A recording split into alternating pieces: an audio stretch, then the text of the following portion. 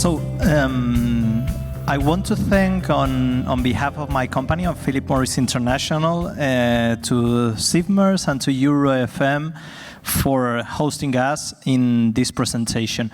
The presentation of today is going to be about transformation. So that's what we are going to speak about. And when speaking on transformation, I want to highlight several topics related to who is Philip Morris International. And most of you will know Philip Morris International for this advertisement, for the Marlboro, our most iconic brand, #1 sold in the world, with over 150 million consumers, 48 production facilities, and 180 markets with 80,000 plus employees. So quite a well-settled company. And once having this, we decided to transform. So we are transforming the company to its biggest shift in history.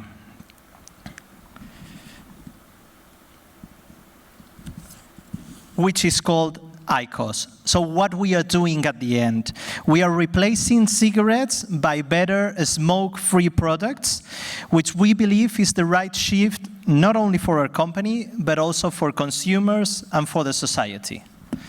And because we believe this, and we believe this strongly, is that in the last 10 years, PMI has hired more than 430 R&D experts, has built a portfolio of up to 2,000 patents, and invested over USD $3 billion in it.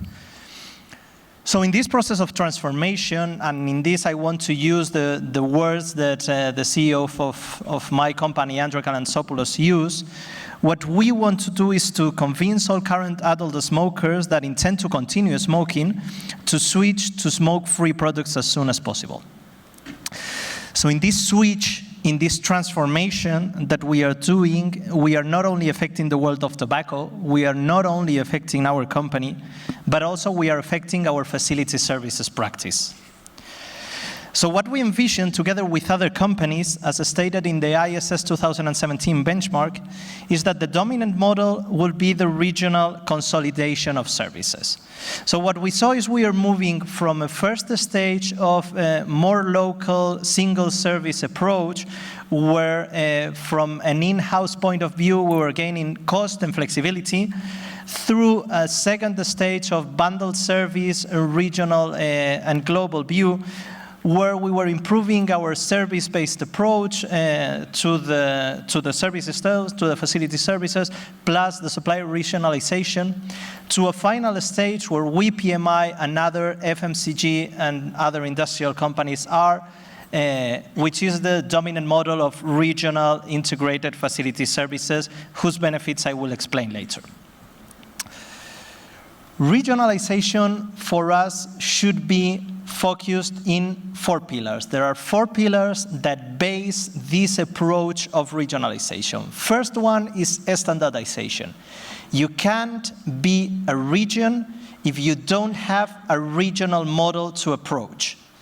This is absolutely key. So you need one model, one set of SLAs, one group of KPIs that at the end would allow you go to the market as one single company and not as a multi-local approach. Second thing that you need is to optimize. Optimization is the word. This standardization must lead you in putting the best practices all around your countries into one single model that will allow you to go as lean as possible to the market. The third one is transparency. Regionalization must bring visibility. And if you bring visibility, then at the end, you will bring productivity to your company. So what we mean by productivity is the improvements in terms of service reduction. And this will mean, of course, Spain. This will mean focusing in what a lot of partners that I can see here and that I know before can bring to a type of company like mine, in terms of only focusing on the added value that can be brought. And the fourth one is consolidation. The consolidation of supply base to maximize the benefits capturing, to fast forward the continuous improvement, and to increase the control with a leaner organization. So less people, higher control. These four pillars, of course, will drive a regional roadmap that will take from 18 to 24 months, that prior to going into it, of course, you need to have your C-level buy-in, because if not, this is not going to happen anyhow. And then you will run through a process where you will have external stages, like going to your market through an RFI and several internal views, developing this regional model, gathering the assets analysis that will lead you to go to the market as one company, et cetera, et cetera. But definitely, if you want to have your C-level buy-in, which is what is going to enable this approach, you need to explain them what are the tangible benefits above the four values that I explained to you before. And what are these tangible benefits? At the end, what we saw when we started working in this is that there were basically benefits coming from three key stages in this process. From the first one that was coming was this model definition by itself.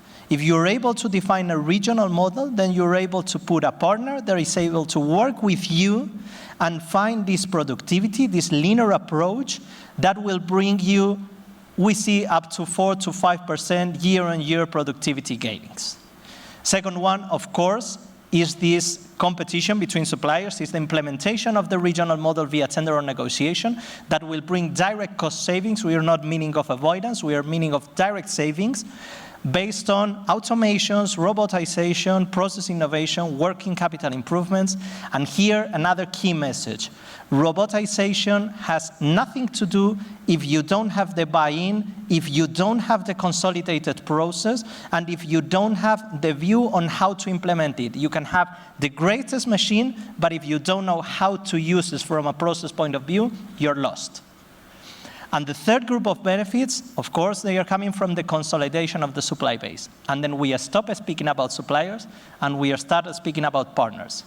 One partner with a single voice of partner from an international point of view that is able to manage your relation at a higher level, C-level to C-level conversation, that will allow you to implement regional performance dashboard. And other companies in the sector, same as PMI, have been able to implement these cross-country performance views of how each of the factories are running. A cross-KPI model that will allow the less mature countries to be as participant and to grow the maturity to the most advanced ones by the implementation of this partner. And definitely, the capacity of getting this continuous improvement, this robotization that I was mentioning to you before, faster, and to do a leapfrog really in your facility services practice.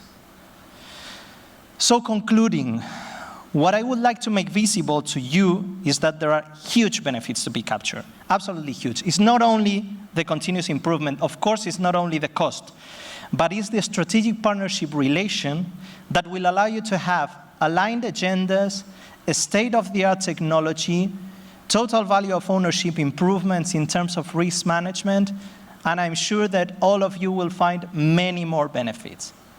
But there is one thing that you need to have this. To capture this, you need a sponsorship, and you need the implication from your management. This is not going to happen if they don't support you with clear messages to stakeholders, especially in decentralized organization. This is not going to work if they don't manage the roadmap, if they don't manage the pace of change, and of course, if they don't overcome with the change resistances that you're going to have whenever you pretend to change a model in such a huge company. So at the end, and in a nutshell, you need to have your management, and you need to be, each of you, a really active driver and believe this project transformation.